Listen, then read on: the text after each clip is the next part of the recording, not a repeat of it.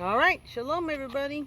This is part 3 of chapter 7 of Secret on the Tarmac, and hopefully this will be the last one. And, you like my hat? I'm all patriotic today, aren't I? I can't even see this. There you go.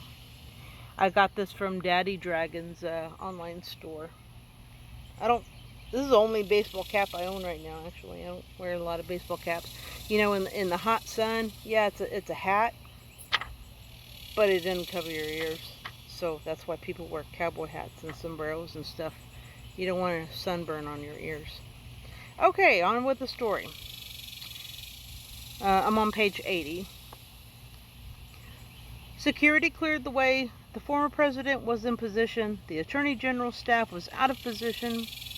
And before any denial could be made, Bill Clinton was on board for a chat. This area of the large international airport wasn't busy. It was secure and for the most part out of the public view. There were no visible cameras exposed outwardly in the desert heat on the tarmac after Bill Clinton gripped the handrail and entered the plane. However, one grainy, short video clip appeared to show a tall, white guy walk toward a private plane on that day with flashing lights peppering the screen. The video was from a distant security camera positioned on airport property that was pointed at the security gates of the private terminal area. In the short video, the tall white man walked from the right-hand portion of the screen to the left-hand portion of the screen toward a parked private jet. No other security camera video was released from that day. You know what's really funny is the airport, what is it, the Phoenix Sky Harbor, right? They know, timestamp on the video. Gee, that must have been Loretta Lynch. Wow. I wonder who the other guy was. Who else's plane was there? Okay, okay. The pilots remained on the flight deck.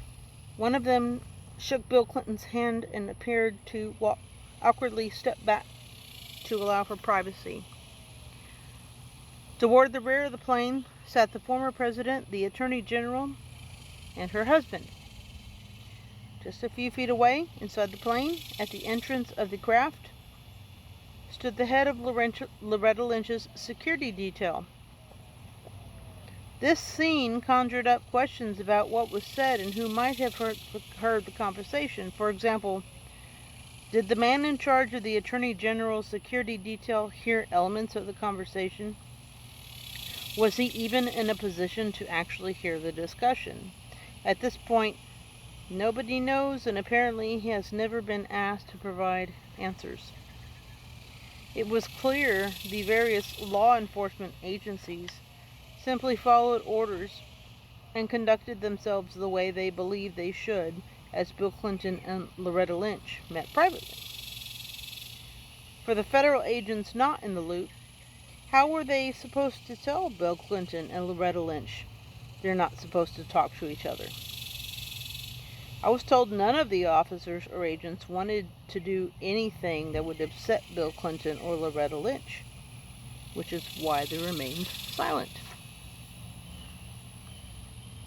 The moment Bill Clinton had privacy, the former president took control of the private meeting with Loretta Lynch's full attention. Even on the plane, Bill Clinton used his mannerisms and body language to gain power and control of the situation. The former president knew how to take control, just as he did every step of the way onto the plane. Loretta Lynch even described it during her testimony to the U.S. Department of Justice's Office of the Inspector General, OIG. The OIG conducted a review of the FBI and DOJ actions in advance of the 2016 election. The OIG review began in 2016, and the final report was released publicly in June 2018. It's a long time, right? In the OIG report, Loretta Lynch was questioned about the secret meeting on the tarmac, and at one point described the very moment the former president stepped onto her private plane. Okay? And this is in quotes. Quote, "At some point after 2 or 3 minutes, President Clinton turned around. I had my tote bags on the bench seat of the plane because I had put them there when he came on board. I had been holding them. I put them down. He picked up my tote bags and moved them.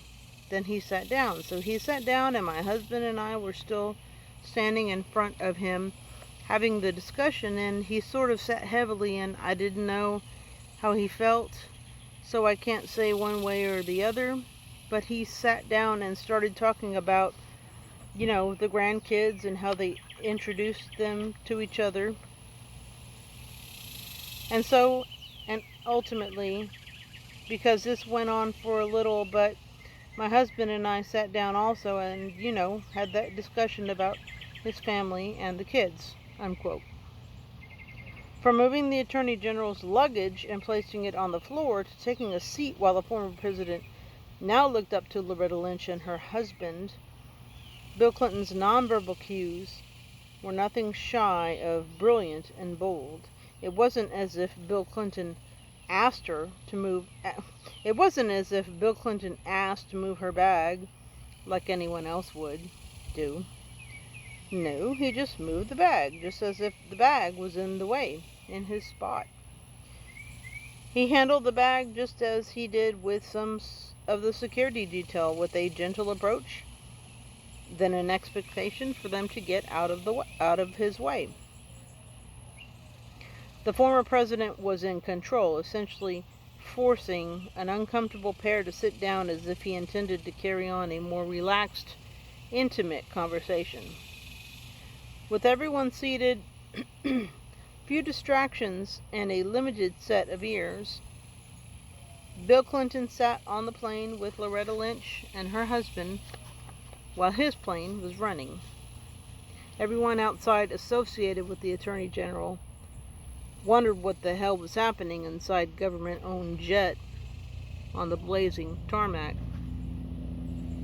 There were no cameras, no photos, no recordings, no notes, just the three chatting on the plane. The former president was on the plane for about 20 minutes. For several minutes, let's say total privacy being 15 minutes, nobody was... Let me go ahead and pause that. Alrighty then, where was I? The former president was on the plane for about 20 minutes. For several minutes, let's say total privacy being 15 minutes, nobody was near the three of them. Bill Clinton, Loretta Lynch, and Lynch's husband. As Loretta Lynch's closest staff members waited in the staff van, they started to feel uncomfortable. Some wondered what to say or do. Loretta Lynch's deputy chief of staff, like others on the Attorney General's staff, was shocked to see Bill Clinton and was conflicted on what to do. She was in the staff van when Bill Clinton boarded the plane, and later told the Office of the Inspector General during its investigation that she realized the meeting was problematic. So again, that was Loretta Lynch's deputy chief of staff, which I'm not sure, did it say her name earlier? Anyway, if I find it, it's going to be on the quiz. So Loretta Lynch's deputy chief of staff, she was in the staff van when Bill Clinton boarded the plane, and then later she told the OIG she realized the meeting was problematic. Okay. Another staffer unsuccessfully tried to get back onto the plane in an effort to get word to Loretta Lynch or her head of security to end the meeting with Bill Clinton. A member of Bill Clinton's team did not want to allow anyone to board the plane who could disrupt the meeting. Security did not allow anyone, including Loretta Lynch's staff, on the plane for the majority of the meeting. The private discussion on the plane only ended when a senior member of Loretta Lynch's team was finally able to board the plane and break up the meeting. After 15 minutes, the staffer halted the private, quiet discussion. According to the OIG, Bill Clinton continued to talk to the entire staff for another 5 minutes, even after Loretta Lynch ended the meeting by thanking the former president for stopping to chat. Bill Clinton stood up, nodding his head, shaking hands with Loretta Lynch and her husband, and proceeded to slowly walk towards the door and exit the plane ahead of the Attorney General. The former president and his chief of staff, Tina Flournoy, right? The former president and his chief of staff walked straight to his plane without saying anything to anyone, walked up the stairs, boarded his plane, and never once turned back. The former president turned his back on a mess. As former President Clinton's plane taxied down the tarmac, Loretta Lynch and her team were left to figure out what had just occurred and how. And everyone involved knew it was not good, from federal agents to local officers and Loretta Lynch and her staff. They were concerned. There was infighting between Loretta Lynch's staff and security detail regarding the flow of information. The Attorney General's top staffers wanted to know who had knowledge and who allowed Bill Clinton to board the plane for private conversation. Loretta Lynch and her staff may not have known the former president had a plan, but there was no doubt some members of the Attorney General and former president's security detail not only knew about the plan, but helped execute it. As the former president's plane was lifting off the runway at Phoenix Sky Harbor International Airport, the story he just created was about to land in my lap. It was the end of the meeting, but the beginning of the story. I would find out so much more about this clandestine chat. I never am sure how to pronounce that. I'll have to look it up. Clandestine, right? Clandestine? Clandestine. Small nuggets of information from Bill Clinton and Loretta Lynch didn't add up. Maybe they thought nobody would notice, but I did. I would later realize I was part of a secret investigation. People were not happy I found out about the meeting, but it would only get more interesting as time passed. I would later be interviewed by a fake journalist who wanted my sources, specifically Jay. In the days, weeks, months, even years after Bill Clinton walked off Loretta Lynch's plane, there are still details no one has noticed. But I've paid attention and waited for inconsistencies to be revealed. So, that was chapter 7. And I might just keep going. I wanted to just that be the end of it for now and get on to another book that I wanted to read out of. Tom Fitton, hardback, I can't remember the brain fart. Republic Under Assault. That's the one. Anyway, but I might just continue with this next chapter. I don't know. Maybe I'll if you guys want to hear chapter 8, I'm more than happy to oblige.